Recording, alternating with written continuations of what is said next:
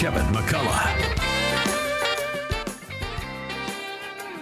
Welcome back to That Kevin Show. Kevin McCullough, glad to have you with us. I'm very honored to have Dr. Sasa joining us, and they only go by one name in that part of the world, so it's just Dr. Sasa. People think I'm being rude, Dr. Sasa, by not introducing your full name, so I want to make sure they know I'm being as full as I can, but given the cultural understanding, that's what we do, Dr. Sasa.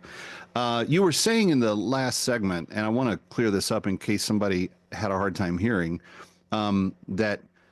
that Burma, Myanmar, whatever it's called, it's rich in rare earth minerals, and specifically in the one called rhyolite.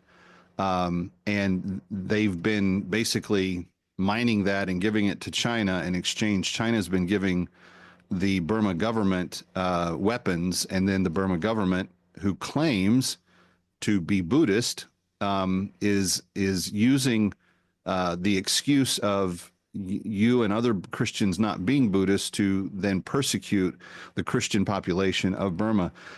Real quickly, you're in the States and you're on a little bit of a tour. You were with the International Federation of Persecution meeting that went down in Washington, D.C. last week. And even the vice president came and gave a short speech, which is encouraging to see, because I don't think the government's done that for about the last 4 years. So it's nice to have the White House paying attention again. But when you're talking about the day-to-day persecution there at home, obviously this is something that's going to be difficult to endure if no one else comes to the rescue. So what are you hoping that American Christians, American governmental leaders, and even other leaders around the world might do to help the situation? Do we need to call our lawmakers? Do we need to have groups that travel there? What is the most beneficial thing that you can sense that we need to do? Firstly, I think the prayer is so important. I think that there is a power in the prayer, and we really need American churches here in the United States pray for Burma. We need that. And number two is really practical actions.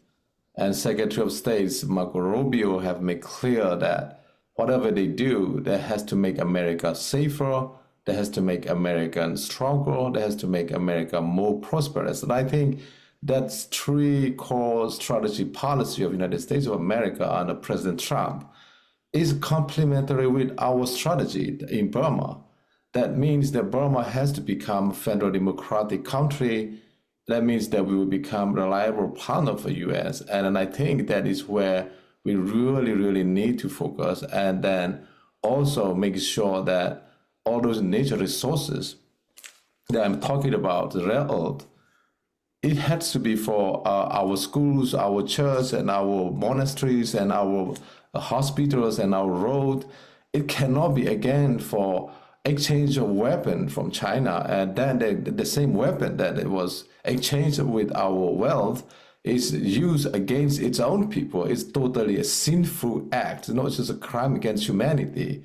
It is the most sinful act that they will be using our natural resources to kill our own people and destroy churches and schools and hospitals. So I have never seen, Kevin, in my life that this is the most evil brutality in humanity that we are facing in Burma. So we really need in the U.S., particularly, there is called Burma Act of 2023.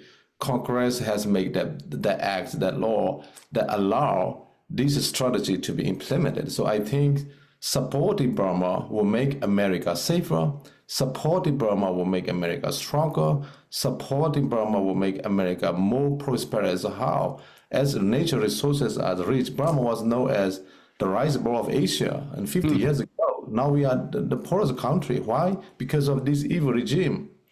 So what I'm saying is, we will need to create a kind of access of American businesses into the rare earth as well. So those things are the things that we really need to work together. And do you sense that the Burmese people, if there was help from outside, that they would come together and say, yeah, we do want a federal democracy? That is where we are giving our life for, Kevin. You know, our people have given a lot of our young men and women And many of them have given, their life, including myself. Some of my friends were being executed by Burma army. That means that we are not only just wishing it. We are laying down our life for the cause of federal democracy and the freedoms. That we became a country that has a partnership with the free world, like particularly like U.S. because that is where we are ready to even give our life for our principles, our value, our belief matters. But thank you for all that you're doing. Thank you for having me, Kevin. Thank you so much. You got it. Kevin McCullough coming right back from Times Square. Stay here. Stick around for more of That Kevin. Next, That Kevin Show with Kevin McCullough.